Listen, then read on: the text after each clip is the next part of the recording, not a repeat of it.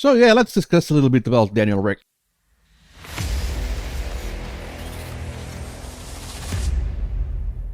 So it was yesterday's news, but I have a full-time job, so I could not sit down to discuss this with you guys. But here we are. So Daniel Rick is going to replace Nick DeVries on AlphaTauri. Much was said about the reasonings. Much was said about the whys. Much was said about the how comes. But well, in my perspective, this starts way back with Daniel's decision to join. Sound levels good?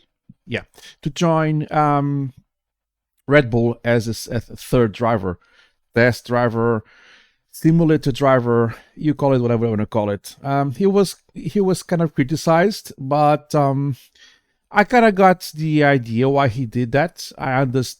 I could find reasonings behind that could support his decision to do that. He went to a team he already knew. He went to a team that he felt comfortable in. He knew the people. I mean, it made sense. His career in McLaren did not went the best way possible, as every F1 fan kind of knows. Red Bull, he had others, but had successes, he had wins, so it makes sense if in McLaren they, I don't know who did not want to. If it was him who wanted to leave, if it was McLaren who wanted to let him go, let him go. That those are things that are to them to decide and to them to discuss. But he left McLaren and went to Red Bull as the third driver, like Mick did when he left Haas. So he went to a team he knows well. He went to a team that knows the people. He went to a team he knows how the team works. And also, I believe he's always smiling, and he's has that sparking personality. But I'm sure he knew that he basically joined two teams. He joined Red Bull and joined AlphaTauri, basically. So he had kind of the double of the opportunities open to him. It was kind of smart, if you ask me, because it's a smart move. Now he has a bigger spectrum of chances opening that could open up for him, right? Smart move, in my opinion. You may disagree. If you do disagree, let me know in the comments below and we can discuss it. So fast forwards to yesterday. Well, not yesterday per se, but for this season 22-23, which started with Nick DeVries joining AlphaTauri.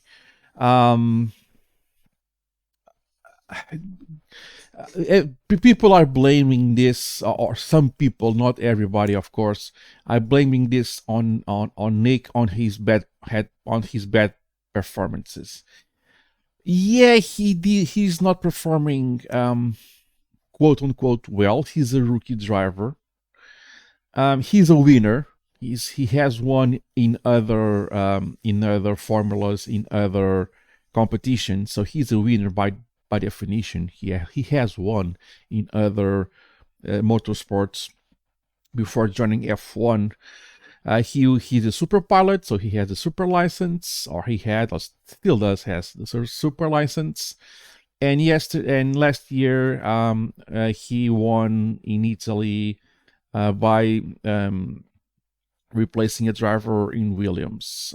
He finished up in the points. There was a big hype around it.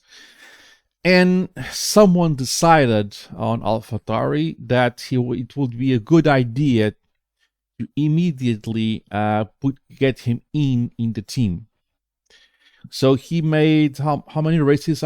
I'm sorry, 10. I checked this a few minutes ago, but I forget. So he did 10 races or something of this sort, and he did not score a point. Yeah, he did some mistakes. He did some strange things, but he's a rookie on F1. So who is here to blame? Nick, or the one who decided that it was a good idea to put him on AlphaTauri on Pierre Gasly's place? it's something. It's kind of food for thought, right? It's kind of easy to point the finger to Nick saying you're not performing.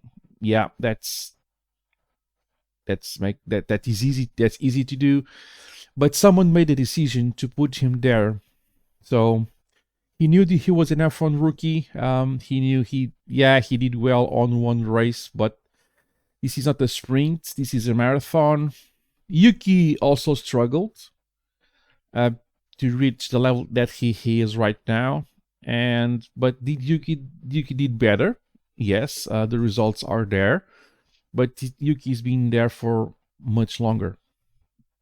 So is Nick to blame, or is the one who decided to put him there and made this decision now to take him out of there? So there are many things we can discuss.